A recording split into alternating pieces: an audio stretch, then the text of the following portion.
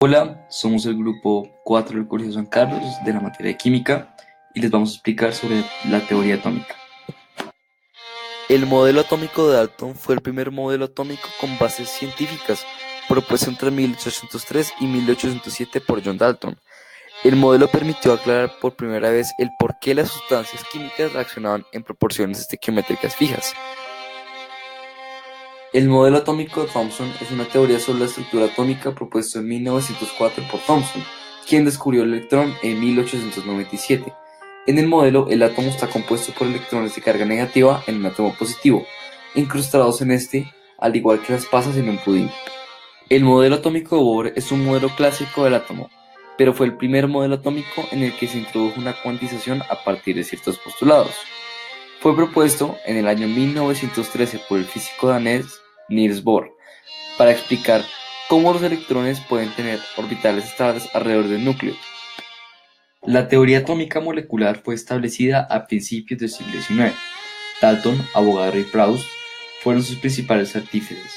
Según ella, la materia es discontinua, de tal modo que la menor parte que se puede obtener de un cuerpo es una molécula. Las moléculas, a su vez, pueden dividirse en las entidades menores denominadas átomos. Las moléculas de los cuerpos simples están formadas por átomos iguales entre sí, mientras que las moléculas de los cuerpos compuestos están formadas por átomos de dos o más clases. Esta teoría que los átomos eran indivisibles y que todos los átomos de un mismo elemento eran iguales.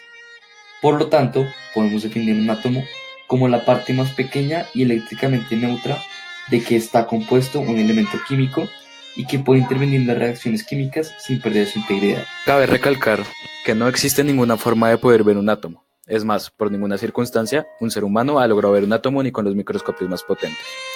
Esto lo pudimos ver claramente con el experimento de Robert Brown, con el polvo de polen donde se pudieron observar partículas de esta misma sustancia. Einstein plantea la fórmula matemática que da sustento a la teoría atómica y cuadró con el conocimiento particular que vemos hoy en día. Esto se puede probar viendo las partículas a través del microscopio. Cuentan con tres partes fundamentales. El protón es la partícula con carga positiva del átomo, se encuentra con el núcleo y su cantidad define su propiedad establecida en el átomo. El neutrón es una partícula subatómica con carga neutra y es ligeramente más grande que el protón. Y los electrones, que son una partícula subatómica con carga negativa y no tienen una subestructura conocida y se mueven en dos orbitales. Además de esto, los átomos cuentan con dos subpartes. Los cuartos, partícula fundamental que constituye la materia, que se combina para formar partículas compuestas con los que se les llama hidrógenos. Esta es más estable que los protones y que los neutrones. Los fotones, partículas elementales responsables de las manifestaciones del fenómeno electromagnético de la partícula, que porta todas las normas de radiación. El experimento de Millikan consistió en coger una caja o cámara con los lados paralelos y dos placas metálicas, las cuales adquieren una carga positiva o negativa. La gravedad y la resistencia con el viento llevan algunas gotas hacia abajo. Cuando el espacio entre las placas se ioniza por radiación, los electrones de este mismo se adhieren a las gotas y brillan, y con la velocidad de la caída se puede obtener la masa. Al alterar el potencial o diferencial de voltaje, se puede cambiar la velocidad con la que caen las gotas. Otro experimento importante para la teoría atómica es el tubo de Crookes. El tubo de Crookes consiste en un tubo sellado de vidrio del cual casi todo el aire ha sido absorbido y junto con las paredes se aplican dos electrodos.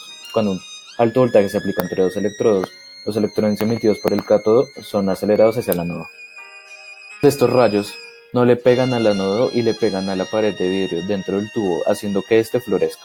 Estos rayos fueron empujados por el ánodo, probando que poseían una carga electrónica y que esta misma tuviera carga negativa. Eugene Goldstein observó en un tubo de rayos catódicos en el ánodo perforado que se generaba una corriente de partículas del cátodo al ánodo, que provienen del tubo que ya perdió electricidad. Al cambiar el gas se observa el cambio de relajación con la partícula positiva, y se le llama a esta unidad protón. La radioactividad tiene cuatro características principales. La primera es que es un fenómeno nuclear. La segunda es que se da por la inestabilidad del núcleo. La tercera es que es un proceso espontáneo, continuo e irreversible. Y la cuarta es que es independiente de factores externos. Finalmente, el experimento de Rutherford lanza partículas alfa en un tubo de aluminio y se mandan contra una pared fluorescente. Según el modelo de Thomson, estas partículas deberían rebotar y no ir en todas las direcciones. Rutherford propone un átomo donde toda masa y carga positiva está en el centro rodeado por un espacio vacío donde se mueven los electrones y por ende toda la masa se concentra aquí.